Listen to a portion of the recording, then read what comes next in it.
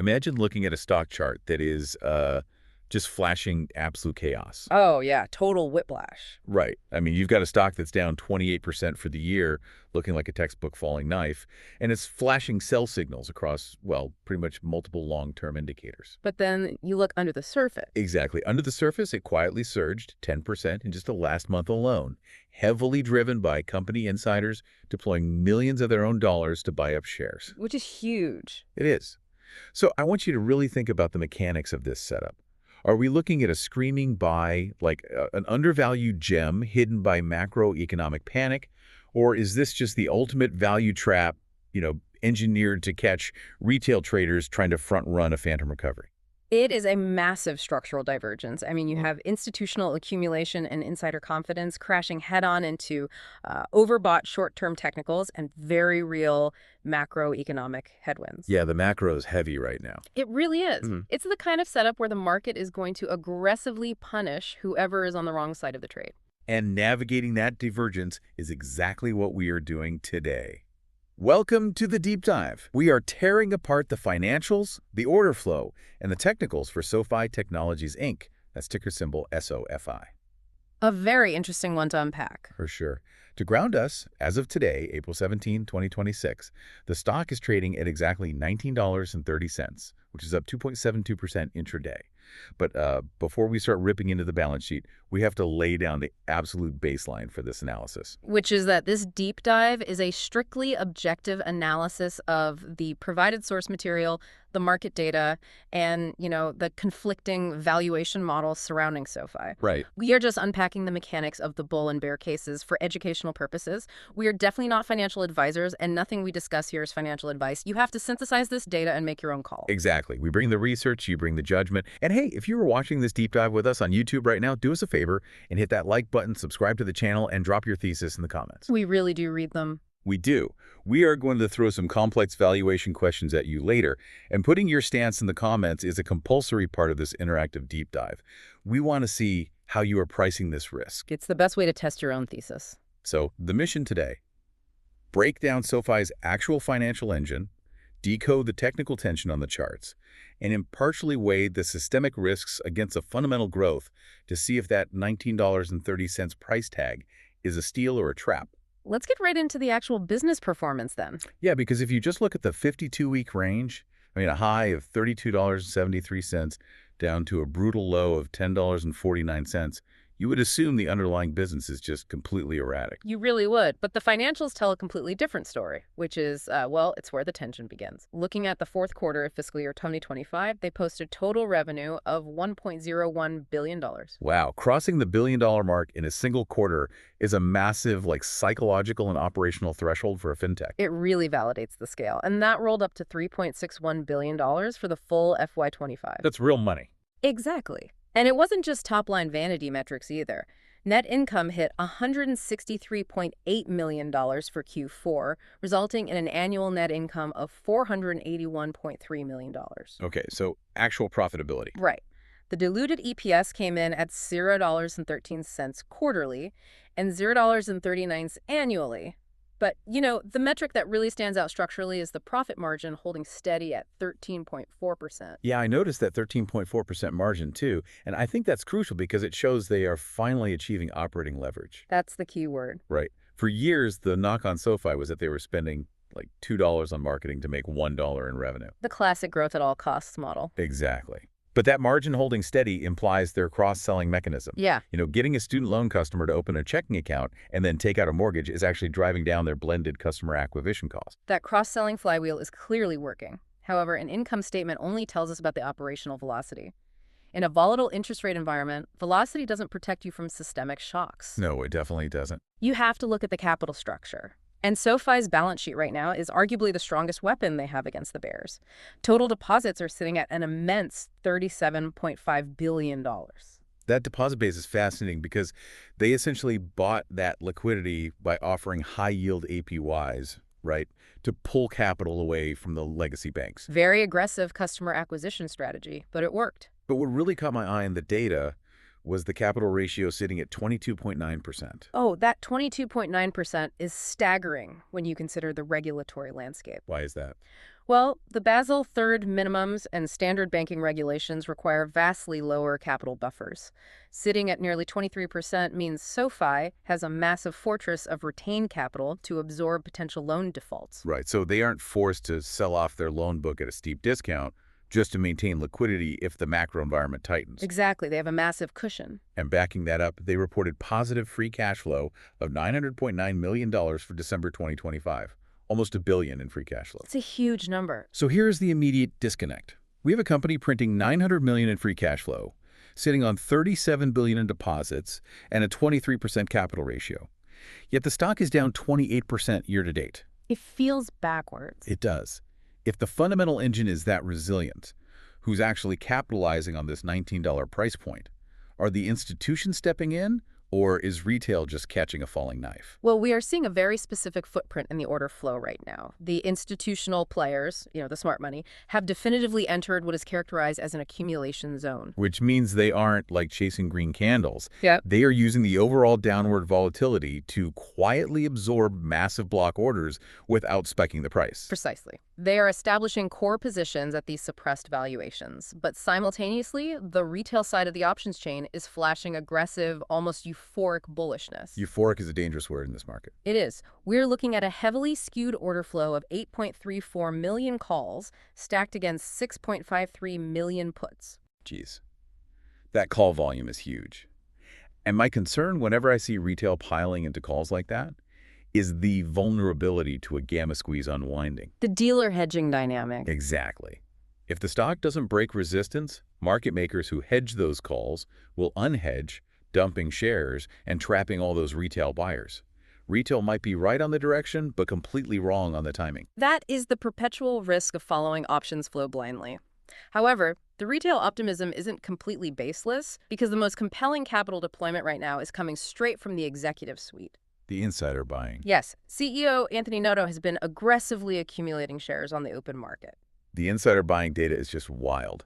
Noto bought 56,000 shares at 17.88 cents on March 2nd, and then stepped right back in 2 weeks later on March 17th to buy another 28,900 shares at $17.32. That is millions of dollars of personal capital. Yeah, it is a profound signaling mechanism. But, to keep this analysis completely impartial, we also have to acknowledge the other side of the insider ledger. The sell. Right. There's been noticeable selling by several other SoFi officers recently. True, and the bears point to that selling as proof that the executive team is jumping ship. But if you look at the SEC filings, those dispositions look entirely structural. How so? They appear to be Rule 10b-5-1 automated sales or tax withholding sell-offs triggered by the vesting of restricted stock units. Right, so when executives are compensated in stock, a portion is automatically liquidated to cover the immediate tax liability. It's just a mechanical transaction, not a discretionary dump. Exactly. Noto's buys, conversely, are discretionary open market purchases. He is deliberately increasing his personal exposure. Which forces a really tough question. Noto knows the forward guidance better than anyone. If he's buying at $17, he clearly sees the intrinsic value much higher. He's betting his own money on it. But a CEO's conviction doesn't overwrite market physics. All those retail calls and institutional dark pool buys have pushed the stock up 10% this month. If we look at the immediate technicals, can the charts actually sustain this momentum, or is it going to hit a wall? The technicals right now are a study in contradiction. It's fascinating. If we pull up the momentum oscillators, the RSI is currently reading 75.69. Oof, that is deeply in overbought territory. Pushing past 75 on the daily implies the buying velocity has outrun the actual structural support. It's exhausted. It indicates severe short-term exhaustion, yes. But then you overlay the MACD, which is currently sitting at 0.55. And what's that telling us? The MACD is flashing a definitive buy signal. The histogram is expanding, indicating that the underlying trend momentum is actually still accelerating upward. Wow, that tension is exactly why retail traders get chopped to pieces. You have an RSI screaming pullback and a Mankey screaming breakout. It's a technical tug of war. And they are fighting this out right between some brutal structural levels. Looking at the volume nodes, we have immediate support resting at $18.50. And that $18.50 floor is critical because directly above it, we have heavily defended resistance zones at $19.90 and a secondary ceiling at $20.13. So we are completely boxed in. The stock is pinned at $19.30, wedged between a solid floor and a concrete ceiling, with conflicting momentum indicators. It makes total sense why the analyst consensus is completely paralyzed right now. It really does. The broader rating is a hold, split between 8 buys, 12 holds, and 4 sells. The analyst community is notoriously risk-averse when technicals and macro conditions conflict like this. However, it is worth noting that the average price target among that mixed consensus is $23.33. Which implies a roughly 22% upside from the current $19.73. Exactly. I always take those analyst targets with a grain of salt, honestly. They tend to just track the moving average rather than predict the actual inflection points. That's a fair criticism. But that 22% implied upside brings us to the core of the entire SoFi debate. The technicals are deadlocked because the market fundamentally cannot agree on what this company is. That's the identity crisis. Right. Is SoFi a hypergrowth tech platform that is massively undervalued? Or is it a vulnerable regional bank masquerading as a tech company, making it a dangerous value trap? Let's aggressively debate both sides of this, starting with the bull case. The bull case is fundamentally anchored in execution and scale.